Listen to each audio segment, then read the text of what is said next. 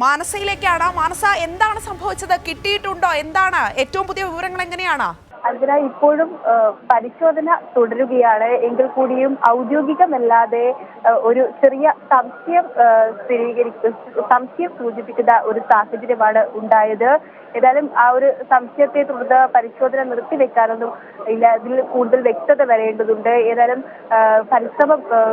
പരിശ്രമത്തിന്റെ ഫലം കാണാൻ ഇനി ഏതാനും മണിക്കൂറുകൾ മാത്രമാണ് ഉള്ളൂ എന്ന് തന്നെയാണ് അവസാന നിമിഷവും കരുതുന്നത്. ഈ NDRF സംഘം, അതോടൊപ്പം തന്നെ കൂടുതൽ NDRF സംഘം ഇപ്പോൾ സ്ഥലത്ത് എത്തിയിട്ടുണ്ട്. ഒപ്പം ഫയർഫോഴ്സ് സംവിധാനവും ഏർപ്പാടാക്കിയിട്ടുണ്ട്.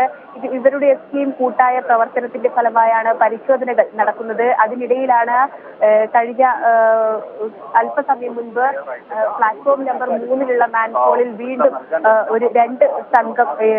രണ്ട് പേർ ഇറങ്ങുന്ന സ്കൂബ ടീമിലുള്ള 2 പേർ ഇറങ്ങുന്ന ഒരു സാഹചര്യം ഉണ്ടായത്. അതിലും അവർ പറയുന്നത് മാലിന്യം വലിയ രീതിയിൽ തന്നെ പ്രതിസന്ധി ഉണ്ടാക്കുന്നു. അവർ ഒരു 30 മീറ്ററോളം സഞ്ചരിച്ചു. എങ്കിൽ കൂടി മാലിന്യത്തെ തുടർന്ന് അധികം പോകാൻ സാധിച്ചില്ല എന്നതാണ് അറിയിച്ചത്. നേരത്തെ പോയ വഴികളിലൂടെയല്ല, മറ്റ് എതിർ വഴിയിലേക്കൂടിയാണ് ഇപ്പോൾ സഞ്ചരിച്ചത്. അതായത് പ്ലാറ്റ്ഫോം നമ്പർ 5-ലേക്കുള്ള ഫൈവിലെ സമീപമായുള്ള മാൻഹോളിന്റെ ഭാഗത്തേക്കാണ് ഈ അല്പസമയം മുൻപ് 2 പേർ ഇറങ്ങി പരിശോധിച്ചത്. അതിലും ഈ ഒരു മാലിന്യത്തെ തുടർന്ന് അവർക്ക് പരിശോധന പൂർത്തീകരിക്കാൻ കഴിഞ്ഞില്ല എന്നാണ് ഇറങ്ങിയവർ നമ്മളോട് പ്രതികരിച്ചത്. അതുകൊണ്ട് തന്നെ ഇപ്പോൾ തോട്ടിലുള്ള മാലിന്യം എത്രയും പെട്ടെന്ന് ഒഴിവാക്കുക എന്ന നടപടി തന്നെയാണ് നടന്നുകൊണ്ടിരിക്കുന്നത്. എല്ലാ ടീമും ഇപ്പോൾ സ്കൂബ ടീമും അതോടൊപ്പം തന്നെ മാൻഹോളിൽ ഇറങ്ങിയ സ്കൂബ ടീമും NDRF സംഘവും എല്ലാവരും തന്നെ ഈ റെയിൽവേ സ്റ്റേഷന് സമീപമായുള്ള ഈ ആമേഴജാൻ തോട് ഭാഗത്ത് എത്തിയിട്ടുണ്ട്.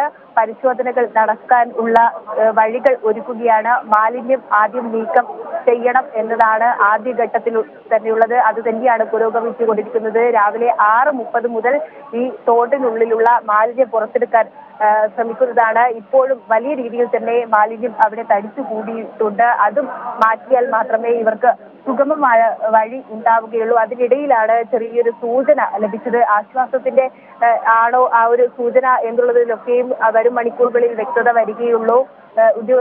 അധികൃതരോട് ചോദിക്കുമ്പോഴും അവർക്കും വ്യക്തത വരുത്തേണ്ട ഒരു സാഹചര്യം ഉണ്ട്. നിലവിൽ ഏതായാലും സ്ഥിരീകരിക്കുന്ന ഒരു സ്ഥിതി ഉണ്ടായിട്ടില്ല. എങ്കിൽ കൂടിയും വരും മണിക്കൂറുകളിൽ അതിൽ ഒരു സ്ഥിരീകരണം ഉണ്ടാകുമെന്ന് തന്നെയാണ് പ്രതീക്ഷിക്കുന്നത്. ഈ ജെൻ റോബോട്ടിക് സംവിധാനത്തിലൂടെ മാലിന്യം നീക്കം ചെയ്യുന്ന ഒരു ശ്രമം ഉണ്ടായിരുന്നു. അതിന്റെ ശ്രമത്തിലാണ് ഇങ്ങനെയൊരു സൂചന ലഭിച്ചത് എന്നാണ് അധികൃതർ അറിയിച്ചത്. അതുകൊണ്ട് തന്നെ ഒരു സ്ഥിരീകരണം വന്നാൽ മാത്രമേ നമുക്ക് ഒരു ആശ്വാസം അല്ലെങ്കിൽ ഒരു ദൗത്യ സംഘത്തിന്റെ ശ്രമം പൂർത്തിയായി എന്ന് പറയാൻ സാധിക്കുകയുള്ളൂ.